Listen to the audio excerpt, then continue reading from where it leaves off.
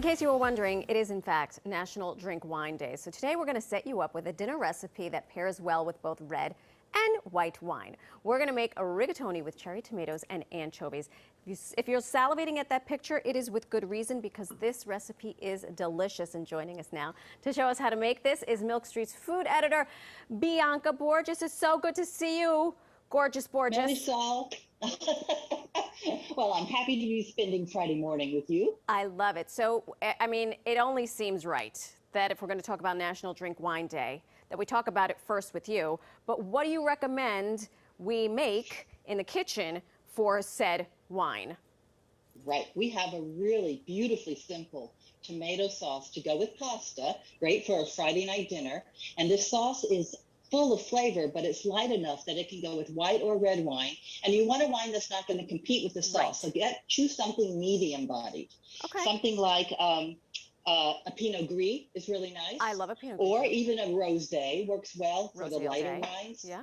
And if you want red wine, of course, good old Malbec always serves the purpose for a medium-bodied wine. Okay. Or get a really nice Primitivo from Puglia, and there's your Italian connection to the pasta, right? This I love, Bianca. I just want to remind our viewers, you can always get this recipe on the QR code. Just hold your phone up there, scan that recipe. It'll scan the QR code. It'll bring you to the recipe.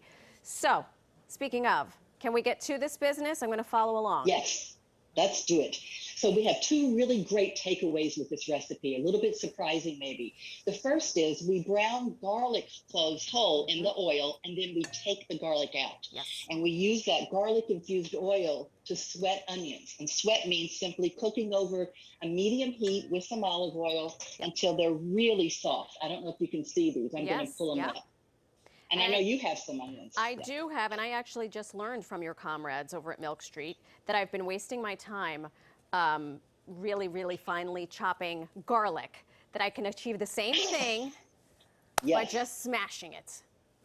It gives you the nuance of garlic without the pungency that sometimes can come. This is such a simple sauce, we didn't want to overpower it with garlic. Now, to these sweated onions, we're going to add a little bit of anchovy. The anchovy will not make your sauce taste fishy. Right. It just gives it a really nice, meaty saltiness to it. And it's called umami flavor. Yes. And then we're going to add a little pinch of red pepper flakes. And that you can do to your own taste. Hot and spicy or mild and Bianca, just a little touch of heat. If I don't have anchovies, can I use anchovy paste? You know, anchovy paste tends to sometimes be a little brinier and a little harsher tasting. Oh.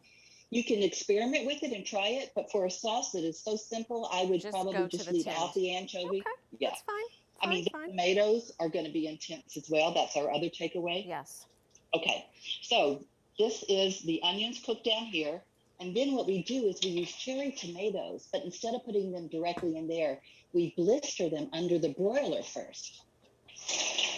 And you said you do this yourself with some tomatoes as well. You can see that they get dark and blistery, and they burst open, and the juices have concentrated and sweetened. And you just hit those pint of grape tomatoes with salt, pepper, and a little bit of olive oil. Is that correct? That's correct. That's it. And did you put them under the broiler, or what temperature oven did you do? Under the broiler for 8 to 10 minutes. It's sort of like an express roasting. We didn't pay our Con Ed bill here at Pix, so I had to do this on the stovetop. We didn't have access to a broiler, so that's another little hack. If your oven is being persnickety, you can, in fact, get close to blister on the stovetop. You can, in fact. Which is what we did. So that was my little hack. The main thing is to cook down the tomatoes and get them concentrated and sweetened a little bit. So you're doing the exact same thing on the stovetop that we just did in the broiler. Okay, good. And so you add that to your onion anchovy situation. Yes, and the little bit of a chili paste in there, and chili flakes. And you let that cook down for about 10 minutes or 5 to 10 minutes for the tomatoes to finish bursting open. And then you drain your pasta, and here's the other takeaway. We're cooking the pasta in only 6 cups of water. Because it's a whole pound of pasta. It's not going to seem like it's enough water, but it is. Because what you want is that concentrated starch to infuse the water, and that's going to help make our sauce. Copy that. So once look how cloudy. You save the water. That's all the starch, and that is kind of going to bind all the flavors together.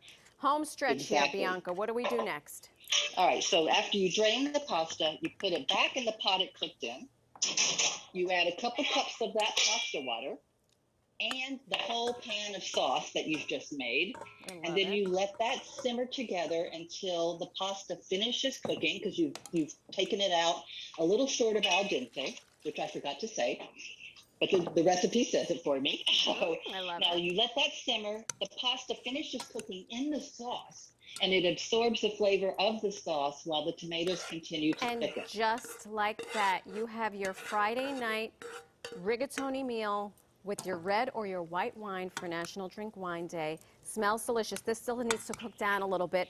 But Bianca Yep. Borges, Milk Street, I thank you and your comrades. I'm going to feed these people because they're encroaching on my food. And of course, you at home can find the recipe in the latest issue of Milk Street or on our website, pix11.com. Have a fantastic weekend, Bianca.